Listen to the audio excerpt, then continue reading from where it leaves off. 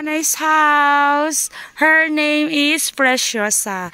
This is her house, guys. So, show me. Okay. We will get inside from her house. Yay, let's go. Let's open. Actually, that is Nana's Preciosa. Okay, this is her house, guys. Inside. Welcome here. So, all her stuff is here. Like that. And Nanay house, she sleep here. This is her bed and this is Nanay. I brought for Nanay. Nanay, you have rice and some stuff like this one. This is toothpaste. This is energy drink, and this is sugar.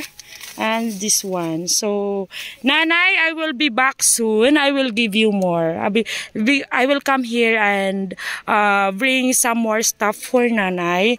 Maybe a good pillow or whatever we can help for Nanay. Okay, so this is also Nanay.